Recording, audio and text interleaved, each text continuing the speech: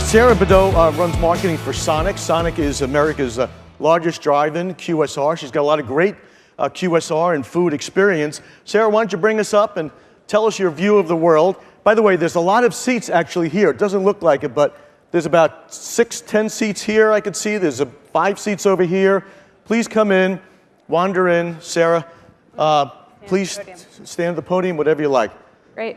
Thank you, everybody. All right, good morning. We're gonna shift and we're gonna talk about yummy and delicious food. How's that sound? All right. I'm so excited to be here. As Barry mentioned, I'm Sarah Beddoe. I'm the National Marketing Vice President for Sonic Drive-In. And today we're gonna talk a little bit about how Sonic is using the power of data, the channel of technology, and the enablement of technology to deliver a personalized and enriched experience for consumers. So before we get started, I am very curious. We're in New York City, so I have to know how many of you have visited a Sonic Drive-In before? All right, so a lot of you have homework to do. We're in 45 states. Get on it. All right, so I'm going to jump right in. As I mentioned, we're in 45 states, but no good story starts without starting at the beginning. We started in 1953. We're now a modern-day drive-in. We started with one restaurant in Oklahoma. I moved to Oklahoma a little over a year ago, and I will tell you it is one of the greatest states. I came from Texas, and I thought that was one of the greatest states.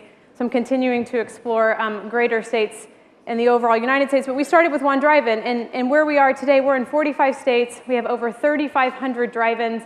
And the part that is most impactful for me is that we touch over 3 million consumers' lives a day.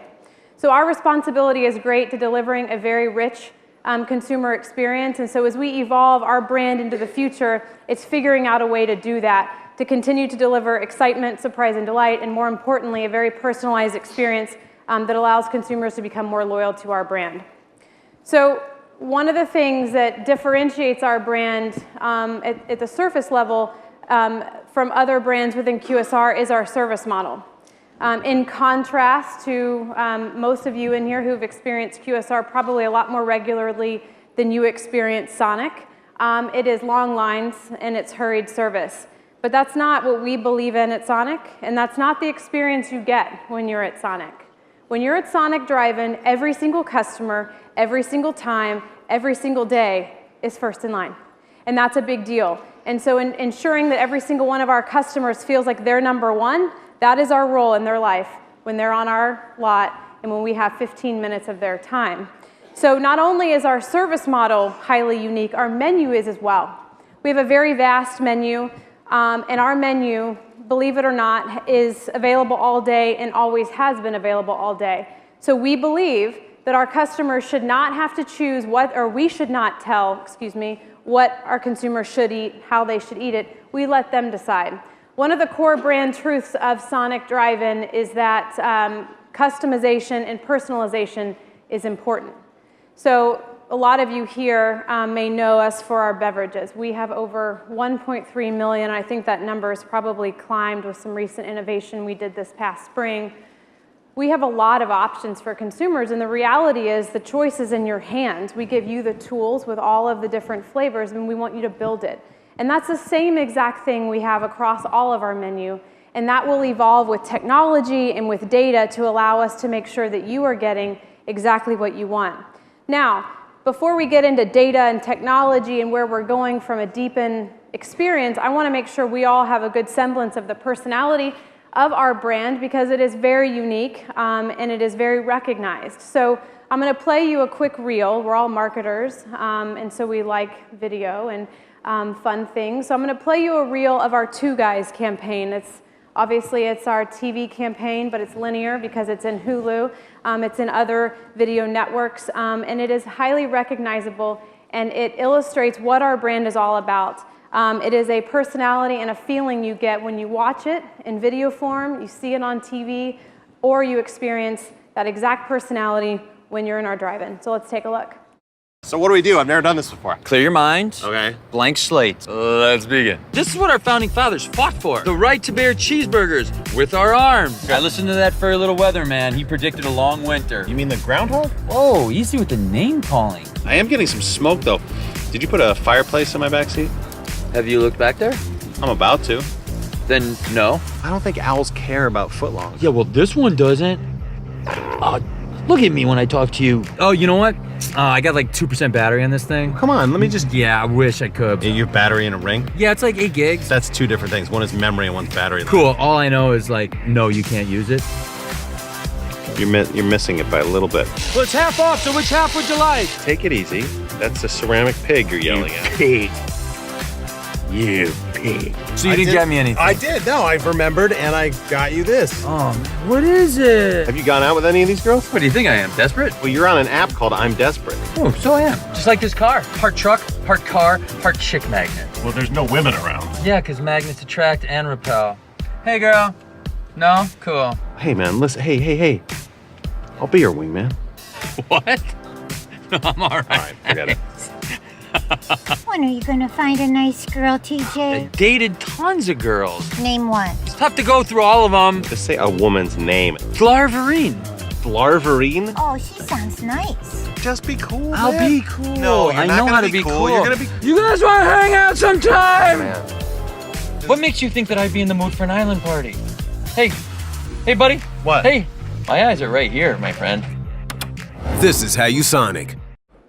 All right, so that's just a little bit of what we do at Sonic. It's a cherished brand, and again, it's not serious. We are a fun food company, and we know when our customers come to us, they're looking for a little bit of an oasis, they're looking for a bit of an escape, and we take that responsibility very seriously. So again, we're all about food, we're about customization, but as we evolve our business along with the evolution of technology and data in the big world, as I call it, our responsibility and our vision is to deepen that experience with consumers that we already have.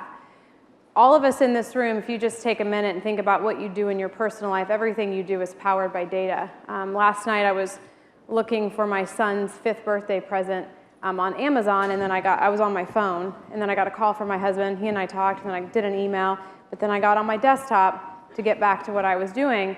I get on Facebook, and I'm served that ad from Amazon for one of the items I was looking for. And again, I am constantly amazed that I am recognized and I am being enabled. People are trying to help me live my life in a better way, and that ultimately is our responsibility as marketers. So today I'm going to talk to you a little bit about how technology can enable it, but what goes behind everything we do is data. So as you think about what tools we have at Sonic Drive-In to richen and deepen that experience with consumers, we call this our integrated customer engagement model. All of these things are out-of-home methods of communicating with consumers. On the right-hand side, you have social media. We know that is a predominant way people get news. They connect with others. They connect with brands. In the middle, the bottom middle, which is what I'm going to spend time talking to you today about, is our POP screens, our point of personalized screens. And that is how we can communicate with consumers when they're on our lot. And then on the far left, you have our mobile app. Mobile, obviously, everyone in here is fully familiar with the benefits of mobile, but I think the moral of the story here is how do we take all of these touch points and run them together to help deepen the experience of the consumer, of our stores, and ultimately of our brand. So as I mentioned, the focus of today, I'm going to share with you a little bit about what we're doing with the bottom, which is our pop screen. This is a visual image of what that looks like. Now what you'll notice here is what's static is our menu. So our menu is our menu, and we want consumers to have the ability to navigate our menu and order from our menu.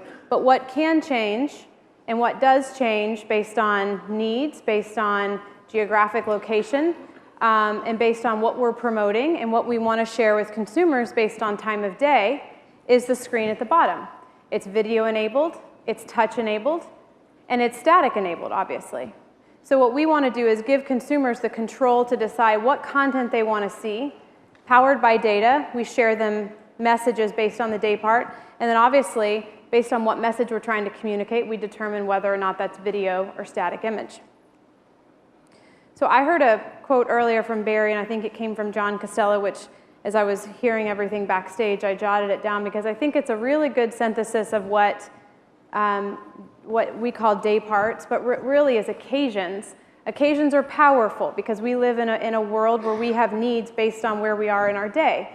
As marketers, and with the benefit of data at our fingertips, now it's actionable.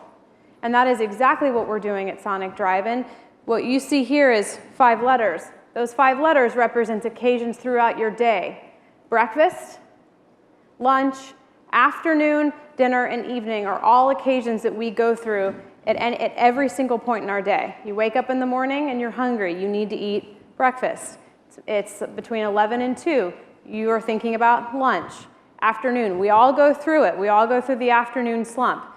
It's afternoon, and then dinner and evening obviously have their obvious needs. So the point is, we can use data based on the day part and the occasion to serve consumers relevant content based on what we know they're looking for. I'm going to show you a couple of visual examples of what that looks like from a content standpoint. Again, as I mentioned, it is touchscreen, so consumers have the ability to navigate their way through a couple of messages or go back if they want to see what went by and they didn't see enough of what they wanted to see in order to order. They are in control.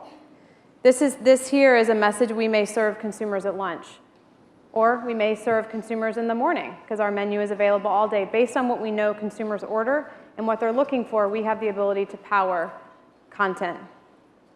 This is an example of what we may show in the afternoon. We may show our happy hour message. Again, it is all controlled by the consumer, but it is powered by data. We know what customers are looking for. We want to make their ordering experience seamless, and so we're able to do all of that through technology.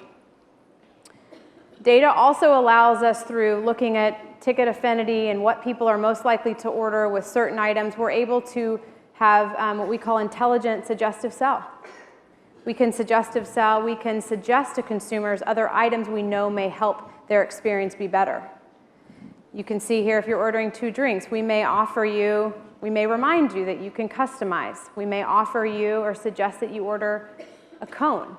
We can put promotional messaging. Again, the possibilities are endless, but it's not about any message. It really is about using data, history, what we know works, and what we know is the best combination to serve consumers a relevant message. Another benefit to our video screen is that we have the ability from an order accuracy standpoint to show consumers what they're ordering, have the total at the bottom right-hand corner so that they can track exactly what they're ordering. It ultimately makes their experience better because if we did get something wrong, they have the ability to correct it as they're speaking to someone on our switchboard. So it's very much a personalized experience. It's very much about you. It's making sure you have the best possible time that you are when you're spending us at Sonic. Okay, geographical location is another element that we have at our disposal. We have 3,500 restaurants. All of our restaurants behave differently, but we do have the ability through data to look at everything that's going on in our system and based on data, narrow down what matters and what's most relevant geographically based on location to message specific messages at the store level. So for instance, I showed you a map. We can pick any store, we can pick any area and say, all right, for this area, we're going to talk about X, Y, and Z. Here you can see a relevant message that may be timely for Austin, late spring, early summer. It's 98 degrees, it's hot, we want to drive people to order beverages, we want to make the message feel personal. And ultimately, that is the goal with this technology. That is the goal that data allows us to do. And serving the right content makes consumers feel like that message is for them. This is just another example of how everything can be personalized, everything from the content on the screens to the content within suggestive sell, based on what we know that area, that store predominantly orders, what is popular in that location. We can do everything because we have so much data at our fingertips. An interesting stat, as I was preparing for this presentation and getting my thoughts down on paper, my boss and I were having a conversation. He said, in the first 60 years of our business, our brand collected about 10 terabytes of data. And now, with the amount of data that we are able to collect with technology, with the personalization, we collect almost 2 terabytes of data a day. So I think what that says is we're getting into a world where we have so much information, and it becomes about the question that you ask to determine what you do with it.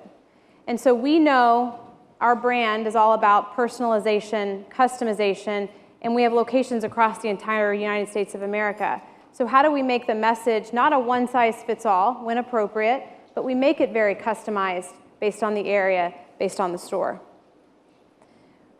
Future state is, as I showed you the integration, the customer engagement model, is to make sure those things are integrated. So as we think about mobile ordering, how do we integrate mobile into the world of POPs so that we're able to recognize and connect a phone with the screen? Again, all of this is possible. The data is there. The technology is there. It's all about making sure that the customer has a rich, deep, and personalized experience with Sonic so that it feels like they're Sonic. That's what we've been about since we started, and that's where we're going to continue to lean into because we know that's what matters most to consumers. And finally, I just want to wrap up with, giving consumers choice in how they interact and engage with our brand is not just with product. It's not just with what stall you drive into. It's not just what occasion you come and interact with us. It's about how you interact with us in the end. Are you paying with cash? Paying with card, or are you going to pay with your mobile app? So we constantly, in every step of the experience, give consumers the ability to make a choice. And that's what this is here to represent. So that's a quick synopsis of what Sonic Drive-In is doing in the space. There's a lot going on, but ultimately what we're doing is trying to make sure that our consumer experience continues to be true to what we stand for, which is personalization and customization. So I appreciate your time this morning, and I'll be around so if anyone has any questions. Thank you.